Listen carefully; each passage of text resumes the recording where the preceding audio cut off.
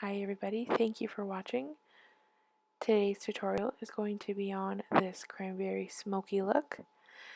I've been inspired by the holiday season, kind of. I mean, it's not really that holiday, but I mean the cranberry is. So, if you're interested in knowing how to get this look, just keep watching.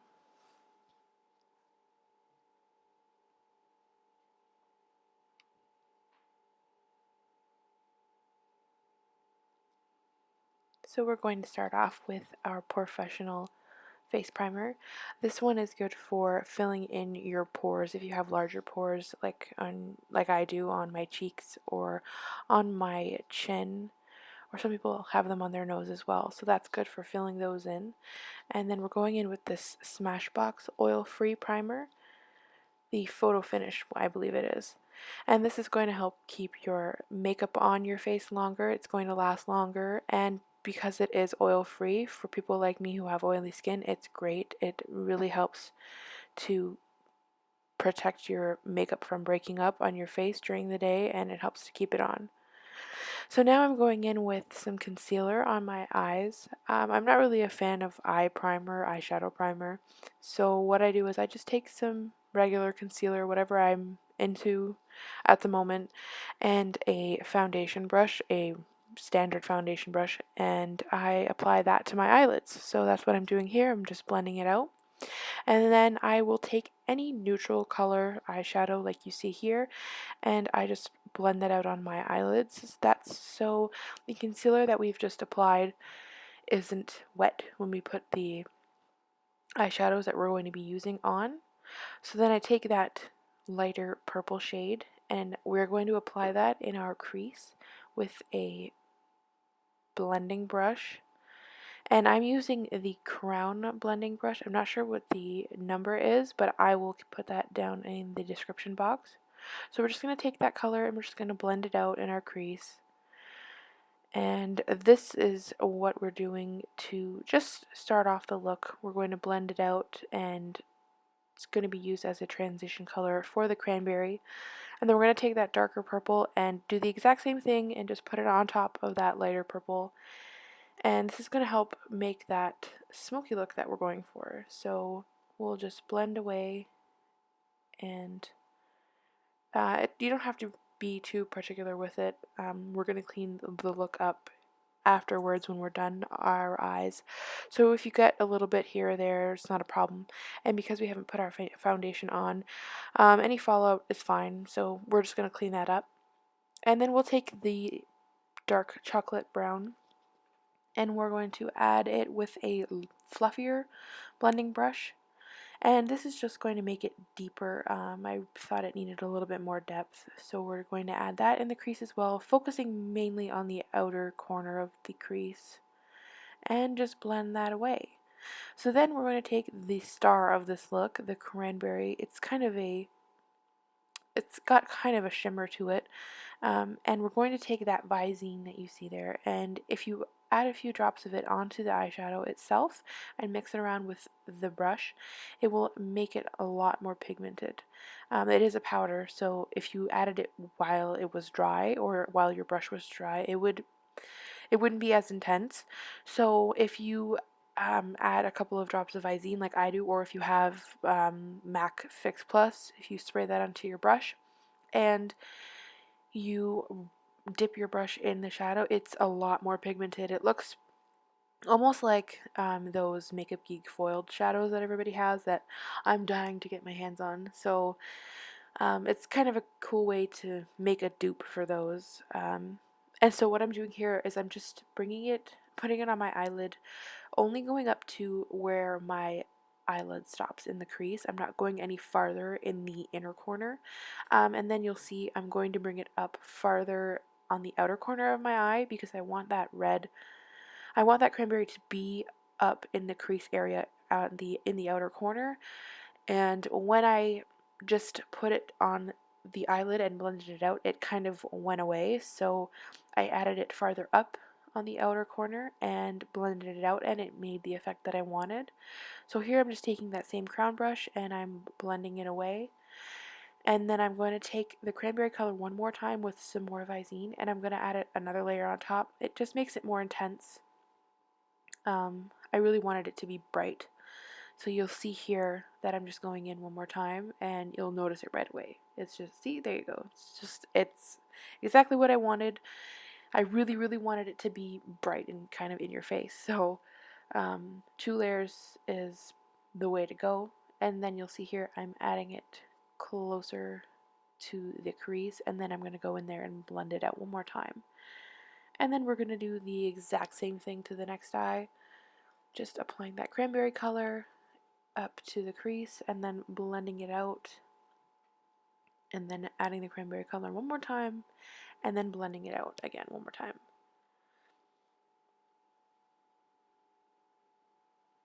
And then we're going to go in with our foundation. I'm using the Fit Me Matte and Poreless foundation in the color 220. I believe it's natural beige. And I'm just going to take a large, it's a fluffy but also dense brush. It's the Sephora brand brush. I had it for a while, but it does the job. I really, really like it for applying foundation. It's kind of like that Tarte brush. I don't remember the name, but actually I'm pretty sure it doesn't have a name. It's kind of like that brush, but it's a lot more affordable. I know the Sephora brand brushes are a lot more affordable, and it pretty much does the same thing. I mean, I haven't tried the Tarte brush, but I can fathom that it does the exact same thing. So I'm just applying it. I put a bit on the areas that I have some blemishes, because this foundation is pretty buildable, so you're able to do that. And then I'm going to take a product that maybe not a lot of you have heard of, but it is really great. This is from the brand Younique, and this is their brow pencil. And it is amazing. It is creamy, it's blendable, it's just amazing. They have 3 different colors that you can choose from. I went with the darkest color. I'm probably going to switch to the medium color because it's just a little bit dark for me. But and it has a spoolie on the end of it. I mean, it's just everything you want in an eyebrow pencil, to me personally. So then I'm going to take this hard candy Glamoflauge concealer, and that's what I'm going to use to highlight and conceal underneath my eyes and around my nose and my mouth, and to highlight on my chin and on top of my nose and my forehead. And I'm just taking the same MAC foundation brush to blend that out that I blended out the concealer on my eyelids. It's pretty much my concealer blending brush. I don't really use it for foundation. They're not really my tool of choice for that. So I'm just going to take that, and this is where we can clean up our eyeshadow. Like I said before, it isn't really too big of a deal if you make a mess with it, because this step helps you. You can just use your concealer, or if you prefer, before you put on your foundation, you can use a makeup wipe or a baby wipe and clean that away, clean out any of the fallout, and then go ahead and do these steps that we've done next. But I mean, I didn't really get too much fallout, so I just went ahead and covered it with my concealer. So now I'm just going to do the same thing to my forehead and my chin. We're just trying to highlight these areas to bring them forward and give your face some dimension. And I'm doing that to the bridge of my nose as well. We're just going to blend that out. And then you can take any translucent powder. I don't know the name of this one. I've had it for a little while, but you just we're just trying to set the concealer and the foundation as well, so that anything we put on top of it is easily blendable. If you try to put any of your bronzer or your blush on top of your concealer or your foundation that hasn't been set yet, it comes out really patchy and it's not a nice look. So then just take any eyeliner that you prefer. This is a felt tip liner that I got in an Ipsy bag, I believe. I've used it a couple of times. I don't remember the name of it. I'll link it down below, but I've used it a couple of times, and it's starting to get dry already. So I mean, I don't know I don't know if I'd recommend it really. It's the first felt tip eyeliner that I've tried. I usually use the NYC liquid liner. I just don't like how thin the brush is for applying eyeliner to your whole for the whole wing. I would rather a larger brush, but I mean, I guess I'll keep trying this one. I don't know if I've done something wrong or I'm not sure. But then I'm going in with a Younique pencil, eyeliner pencil in black, and I'm just smudging that out with the lighter purple that we applied to the crease on our eyelids. And I'm just smoking that out, as you can see here. So this is the smoky effect that we're going for. I'm not really a fan of smoky eyes, smoke on top and bare bottom lids. It's not something I prefer, at least on myself. I don't like it on myself. So this is what I'm doing just to balance it out a little bit. I think if you have all that smoke on top, you need it on the bottom as well. So then I'm taking this lighter color from the Hard Candy palette, and I'm just going to not necessarily highlight your brow bone, but just make it a little bit lighter. If you've gone too far up on your eyelid and you need to clean it up a little bit, you can use a color like this, like a bone color or something neutral like that, just to clean it up a little bit. And then I go in with that crown brush one more time and I just blend it out just to make it smooth. And then you can take any highlighting shade that you have. This is just a shade that I have in a BH palette. It's kind of iridescent. It's got it's like a multi-tone shadow, so it kind of looks purpley, kind of looks pink. It looks light, white in some lights. So I thought that was really pretty for the inner corners, and then on the top of the eyebrow, the brow bone as well. And then I'm taking an NYC Mosaic bronzer, and I'm just going to bronze the face a little bit. I don't do so much the top of my forehead because I don't really have that big of a forehead and I'm not trying to make it any smaller.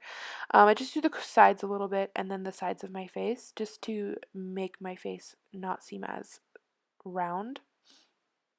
And just a little bit under my chin just to contour a little bit.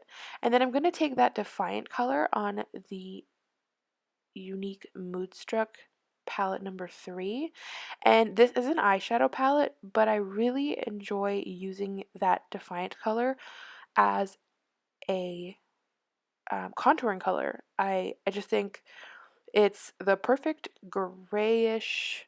It doesn't look muddy or dirty. It's just like a gray, like the color of a shadow. I mean, shadows are not bronze, so I think it's just the perfect contouring shade. And I just put it on a fluffier brush, but when I apply the product to the brush, I kind of squish the bristles a little bit in my hand, and then apply the product to the brush so that it's not all over the brush. It's not coming on my face in a big wad. It's just in a thin line.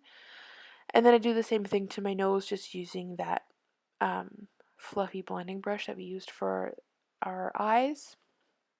And I'm just contouring my nose a little bit with that same Defiant color from the Younique Moodstruck palette number 3. And then I'm taking the L'Oreal Telescopic mascara in black, and I'm just going to apply a layer of mascara to my eyes before I use a product that I think a lot of you should research on, just look up. It's really great. It's the 3D Fiber Lash from Younique. There has been a lot of hype about it because people think it's just amazing. It's the product with the 2-step mascara, the one with the transplanting gel and the fibers. And I'm going to show you next how to use it. But it's amazing. I'll show you a little clip once I'm done applying it to one eye, the difference that it makes in the length and the fullness of your eyelashes. It's just amazing. I mean, it is another step, but the results are worth it, I think. If you're going to be out, if it's a special event, or you don't mind doing that extra step, then it's totally worth it. So then I'm taking the transplanting gel, And you just apply a layer to your eyelashes. I like to apply a layer of any other mascara first. I just feel like my eyelashes have been really thin lately, so I just like to apply something on my eyelids first as a base to have that adhere to, because like I said, my eyelashes have just been a little wonky lately.